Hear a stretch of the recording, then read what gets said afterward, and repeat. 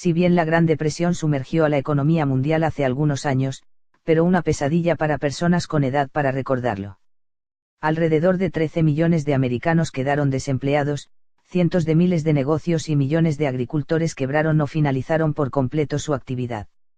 Al derrumbe espectacular de 1919, le siguieron 5 años de una expansión excesiva del crédito por parte de la Reserva Federal, bajo la administración Coolidge.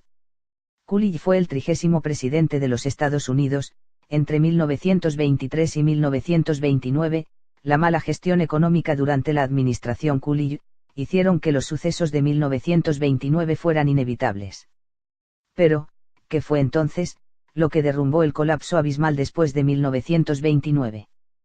Hubbard, 31º presidente de Estados Unidos 1929 a 1933, se opuso a cualquier reforma. El presidente no pretendió rebajar los precios ni reducir los salarios, sino más bien a aumentar las inversiones. El proteccionismo tomó un rumbo desenfrenado en todo el mundo, los mercados dejaron de funcionar. Las exportaciones americanas cayeron. Cuando el comercio internacional y las transacciones comerciales fueron interrumpidos, la agricultura americana colapsó. Los principales acreedores de los agricultores eran, por supuesto, los bancos rurales. Cuando la economía mundial comenzó a desintegrarse y el nacionalismo económico se tornó desordenado, los países europeos deudores quedaron en situaciones de pago precarias. Austria y Alemania cesaron sus pagos al exterior y se congelaron grandes créditos ingleses y americanos. Cuando Inglaterra suspendió finalmente los pagos en oro en septiembre de 1931, la crisis se expandió hacia los Estados Unidos. El año 1931 fue trágico, pues la nación entera y el mundo entero cayó en el cataclismo de la desesperanza y la depresión, incrementando aún más el desempleo, pero la administración Hubbard rechazó la idea de haber causado el desastre, y culpó a los empresarios y especuladores americanos. Cuando el presidente Franklin Delano Roosevelt asumió la presidencia en 1933, también combatió la economía hasta el final de su muerte en 1945. Emprendió una profunda reorganización industrial, aprobando la Ley de Recuperación Industrial, con el fin de autorregular la economía. Sin embargo, el desempleo fue creciendo debido a los costos empresariales. Los códigos de la Agencia Nacional de Recuperación creada por Roosevelt, cuyo objetivo era una justa fijación de precios, salarios mínimos y horas máximas de trabajo y los impuestos a los procesos de la Administración de Ajuste Agrícola, llegaron en julio y agosto de 1933, entonces nuevamente la producción económica, que había tenido una breve recuperación, descendió bruscamente. Luego llegó el alivio de parte de inesperados orígenes. Los 9 ancianos encargados de las aprobaciones y ajustes a las leyes de la Suprema Corte, por decisión unánime, proscribieron la Agencia Nacional de Recuperación en 1935 y la Administración de Ajuste Agrícola en 1936.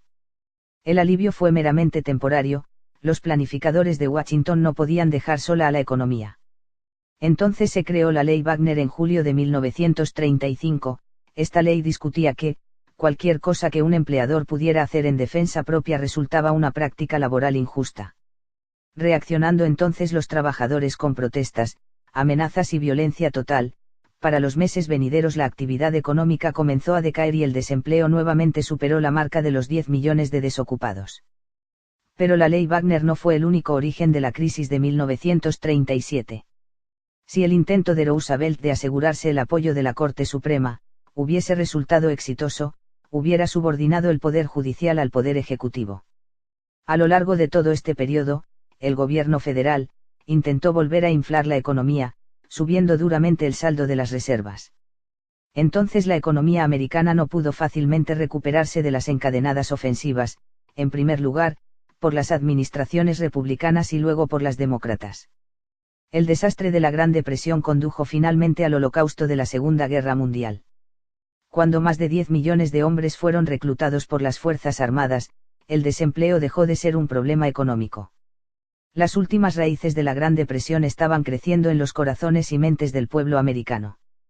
La Gran Depresión hubiese sido inconcebible si no fuera por el aumento de la codicia y la envidia, por la gran riqueza personal, el deseo excesivo por recibir favores y ayuda pública, y por encima de todo, el deseo irreprimible de liberarse de la esclavitud del hombre y ser responsable solo ante Dios. created using Powtoon.